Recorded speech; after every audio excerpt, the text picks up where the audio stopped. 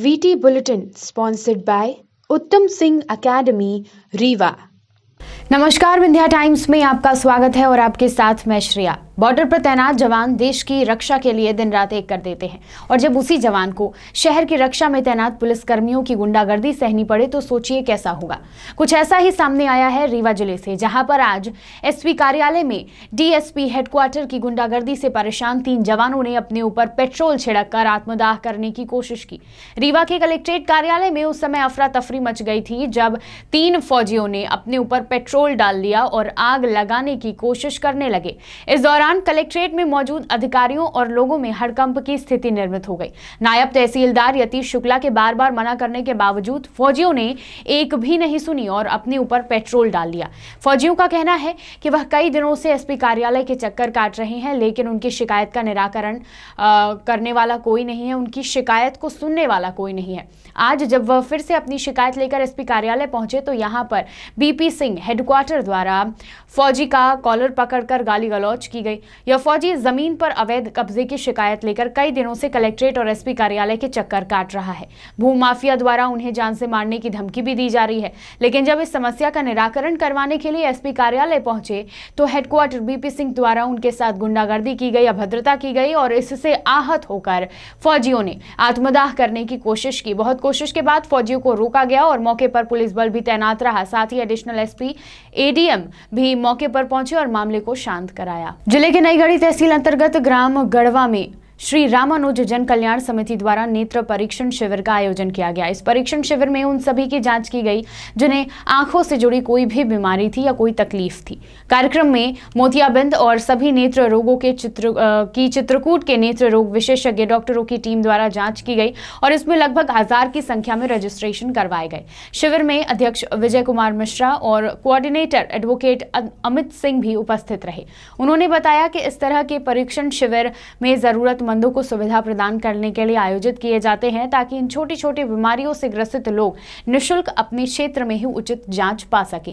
आपको बता दें कि नेत्र परीक्षण शिविर में न केवल आंख से जुड़ी बल्कि डायबिटीज, बीपी, दंत रोग, स्त्री एवं प्रसूति रोग से जुड़े भी परीक्षण की सुविधा उपलब्ध थी। आंखों की जांच के बाद रियायत देने के लिए चश्मे भी उपलब्ध कराए गए। ग्राम गढ़वा और आसपास के क्षेत्र के लोगों ने नेत्र परीक्षण शिविर में पहुंचकर अपनी समस्याओं को डॉक्टर के सामने रखा और उचित जांच पाई। रीवा के अमैया थाना पुलिस ने बड़ी कार्यवाही करते हुए बाइक चोर गिरोह का पर्दाफाश किया है। जानकारी के मुताबिक अमैया थाना अंतर्गत चोर गिरोह लगातार सक्रिय और कार्यवाही में 11 मोटरसाइकिल बरामद की है। इसके साथ ही पुलिस ने 34 कोरेक्स कफ सिरप के साथ एक आरोपी को भी गिरफ्तार किया है। पुलिस को काफी दिनों से यह सूचना मिल रही थी कि शहर में बाइक चोर गिरोह सक्रिय है और लगातार शहर के अलग अलग जगहों से भीड़ भाड़ वाले इलाकों से बाइक चोरी की जा रही है और इसी क्रम में पुलिस ने कार्रवाई करते हुए 11 गाड़ियां, 34 बोतल कोरेक्स कफ सिरप सहित आरोपी को गिरफ्तार कर लिया है। डीएसपी प्रतिभा शर्मा ने बताया कि उन्होंने ये जानकारी देते हुए बताया कि आरोपी सतना जिले के अमरपाटन का रहने वाला है और बीते कई दिनों से चोरी की ऐसी घटनाओं को अंजाम दे रहा था। ये थाना में मैडम खुलासा हुआ है, कई गाड़ियां पकड़ी गई हैं, कोरेक्स भी बरामद हुई है जी। इसमें एक जो गिरोह सक्रिय था जिसमें बाइक को चोरी किया जाता था, कोरेक्स वगैरह का भी काम किया जाता था, उसमें 11 बाइकों की बरामदगी की, जिसमें से 4 बाइक सतना से ली गई हैं। इसके अलावा पार्किंग वगैरह से यहाँ से बाइकों को लिया गया है और इसमें कोरेक्स की भी कार्रवाई की गई है। उसके ऊपर उसमें कुछ कोरेक्स भी बरामद हुई थी। ये कहाँ से चोरी करता था आरोपी? ये यहाँ की जो चौराहा वगैरह है, अस्पताल सिरमौर चौराहा, वहाँ से जहाँ ज़्यादा बाइक वगैरह रखी जाती हैं तो वहाँ से जो पब्लिक एरिया है जहाँ पे बाइक रखे वहाँ से चोरी उठाते थे ये लोग बाइक। कितनी लोगों की गिरफ्तारी अभी तक हुई है? अभी एक की गिरफ्तारी इसमें सामने आई। आरोपी का क्या नाम है मैडम? राहुल गौतम। कहाँ के रहने वाला है? ये सतना के अमरपाटन के हैं। कोरेक्स भी? हाँ, 34 बोतल कोरेक्स भी इनसे बरामद की गई है। विंध्य प्रदेश बनाने की मांग अब और तेज होती जा रही है। एक तरफ जहां मैहर विधायक नारायण त्रिपाठी ने विंध्य प्रदेश बनाने की मांग को प्रमुखता से रखा है, वहीं दूसरी ओर अब उन्हें युवाओं का समर्थन भी मिल रहा है। आज विंध्य क्षेत्र के युवाओं ने विंध्य प्रदेश के पुनर्निर्माण के लिए आवश्यक कदम उठाए जाने की मांग को लेकर प्रधानमंत्री, राष्ट्रपति, राज्यपाल व मुख्यमंत्री के नाम ज्ञापन कलेक्ट्रेट कार्यालय में सौंपा। युवाओं का कहना है कि खनिज संपदा, मानव संसाधन व मध्य प्रदेश के राजस्व में बड़ी हिस्सेदारी विंध्य की है। बावजूद इसके क्षेत्र में विकास के मामले में विंध्य पिछड़ा हुआ है। उच्च शिक्षा, चिकित्सा के संस्थानों का अभाव रहा है और अब यह सभी अभाव पूरे होने चाहिए। इसके लिए विंध्य प्रदेश बनाया जाना चाहिए और इसी मांग को लेकर आज युवाओं ने कलेक्ट्रेट कार्यालय में ज्ञापन सौंपा। युवाओं का यह भी कहना है कि अगर उनकी मांगें पूरी नहीं होती हैं तो वह अपनी मांगों को लेकर सड़क पर भी उतरने को मजबूर हो जाएंगे। जिले के सिमरिया थाना से युवती की आत्महत्या का मामला सामने आया है। जानकारी के मुताबिक एक नव विवाहिता ने अपने घर पर फांसी लगाकर आत्महत्या कर ली। घटना की सूचना जैसे ही पुलिस को लगी, तुरंत ही एफएसएल की टीम घटनास्थल पर पहुंची और मौका मुआयना किया। जो भी साक्ष्य टीम को मिले हैं उन्हें एकत्रित कर आगे की कार्यवाही की जा रही है। जानकारी के मुताबिक युवती सिमरिया वार्ड नंबर 7 की रहने वाली है और आत्महत्या का क्या कारण था इसका अभी खुलासा नहीं हो पाया है। पोस्टमार्टम रिपोर्ट आने के बाद ही पुलिस आगे की कार्यवाही कर पाएगी और खुलासा कर पाएगी। लेकिन जानकारी के मुताबिक मायके पक्ष वालों का ससुराल पक्ष वालों पर प्रताड़ित करने का आरोप भी लगाया गया है। तो सिमरिया थाना क्षेत्र अंतर्गत फांसी लगा ली है, क्या मामला? हाँ, ये थाना में सूचना आई थी रात में ही कि 8-9 बजे के आसपास एक महिला ने, जो नवविवाहिता थी, 24 वर्ष उम्र है उसकी, उसने फांसी लगा ली थी। पुलिस को खबर मिली थी, पुलिस मौके पर पहुँच गई थी। उसके मायके पक्ष के लोग जो अतरेला के रहने वाले थे वही मौके पर पहुँच गए थे। मायके वालों ने आशंका व्यक्त की कि ससुराल पक्ष के द्वारा उसकी हत्या कर दी गई है। उसके शव को ले जाके अभी एसडीएमएच में पीएम के लिए रखा हुआ है और पीएम हो रहा है, उसका जानकारी लगी, मुझे अपडेट मिला है। पीएम के बाद जैसे पीएम रिपोर्ट आएगी उन तथ्यों के आधार पर वैधानिक कार्रवाई की जाएगी। सिंगरौली जिले से बड़ी खबर है, जहां पर आज से हाईवा वाहन एसोसिएशन के कई यूनियन ने अनिश्चितकालीन हड़ताल का आगाज कर दिया है। सिंगरौली जिला अपनी औद्योगिक इकाई के लिए एक अलग पहचान प्रदेश में ही नहीं बल्कि देश में रखता है, क्योंकि लगातार जिले पर होने वाले कोयले के उत्पादन को लेकर कोयले उत्पादन से लेकर बिजली उत्पादन के लिए यह जाना जाता है। शायद इसलिए ही सिंगरौली को औद्योगिक नगरी व ऊर्जा धानी का खिताब मिला हुआ है। प्रदेश में ही नहीं बल्कि देश में राजस्व देने में यह महत्वपूर्ण भूमिका निभाता है। सिंगरौली में आज से लगभग 6000 से ज्यादा हाईवा वाहनों के पहिए थम चुके हैं। हाईवा के पहिए थमने से एक तरफ जहां नार्दर्न कोलफील्ड लिमिटेड को लगभग एक दिन में 14 करोड़ से ज्यादा का नुकसान उठाना पड़ रहा है, तो वहीं प्रतिदिन कोल परिवहन ढुलाई से होने वाली 30 करोड़ रुपए का नुकसान ट्रांसपोर्ट एसोसिएशन के लोगों को उठाना पड़ेगा। आपको बता दें कि काफी लंबे अरसे से ट्रांसपोर्ट एसोसिएशन के लोगों की मांग थी कि ढुलाई के भाड़े में बढ़ोतरी की जाए।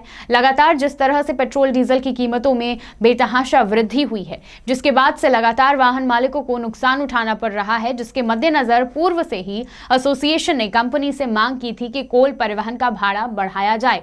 लेकिन जब कंपनियों ने बात नहीं मानी और उसके बाद अब ट्रांसपोर्ट एसोसिएशन के लोगों ने आज एनसीएल की समस्त खदानों में धरना शुरू कर दिया है। ट्रांसपोर्ट एसोसिएशन की इस हड़ताल के दौरान ट्रांसपोर्ट एसोसिएशन ने हिंडाल्को इंडस्ट्रीज लिमिटेड और एसआर पावर लिमिटेड को लेकर भी सवालिया निशान खड़ा किया है, क्योंकि ये इंडस्ट्रियों में कोल परिवहन की सप्लाई का एकमात्र आधार हाईवा वाहन द्वारा सड़क मार्ग से किया जाता है, जिससे इन कंपनियों को कोल परिवहन न होने से काफी नुकसान उठाना पड़ेगा।